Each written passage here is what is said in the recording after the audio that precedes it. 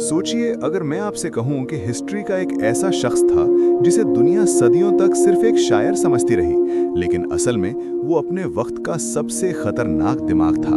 एक ऐसा दिमाग जो नंबर्स, सितारों और जिंदगी के राजों को एक ही वक्त में समझ रहा था। ये कोई कहानी नहीं, ये उमर खयाम की हकीकत है। 11वीं सेंचुरी के इस अजीम जहन का जन्म निशापुर में हुआ, जहां बचपन से ही उसके जहन में सवाल पैदा होने लगे। ऐसे सवाल जो आम बच्चों के जहन में कभी आते ही नहीं। जब दूसरे लोग सिर्फ इल्म याद कर रहे थे, उमर खयाम इल्म पर सवाल कर रहा था, और शायद इसी वजह से उसका सफर आम लोगों से मुख्तलिफ हो गया।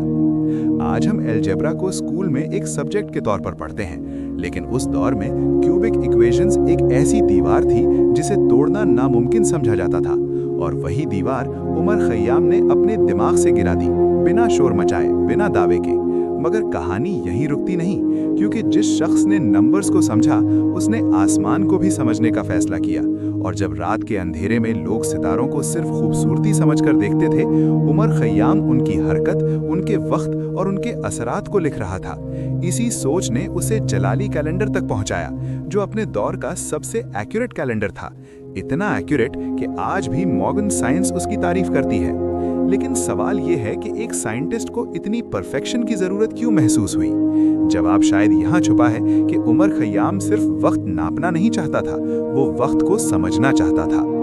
और फिर कहानी एक अजीब मोड़ लेती है, क्योंकि इतना बड़ा साइंटिस्ट जब कलम उठाता है तो इक्वेशंस नहीं बल्कि शायरी लिखता है। ऐसी शायरी जो जिंदगी, मौत, वक्त और इंसान के वजूद पर सीधा सवाल करती है। उसकी रुबाइयात सिर्फ अल्फाज नहीं बल्कि एक चैलेंज है।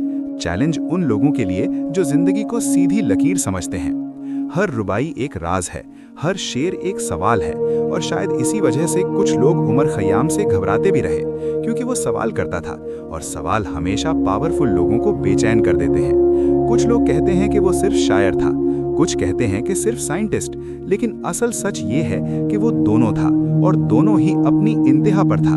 वो नंबर्स के जरिए सच तलाश करता था और अल्फाज के जरिए इंसान के दिल तक पहुंचता था। आज जब हम वक्त के गुजरने पर अफसोस करते हैं या जिंदगी के मतलब पर खामोश हो जाते हैं, तो असल में हम उसी सोच के करीब खड़े होते हैं जहां कभी उमर खयाम खड़ा था। यही वजह है कि सदियों बाद भी उसका इल्म जिंदा है, उसकी शायरी जिंदा है, और उसका नाम उन चंद लोगों में शामिल है जिन्होंने सिर्फ अपने दौर को नहीं बल्कि आने वाली नस्लों के लिए भी सोचने का रास्ता खोल दिया। और शायद यही सबसे बड़ी लेगेसी होती है।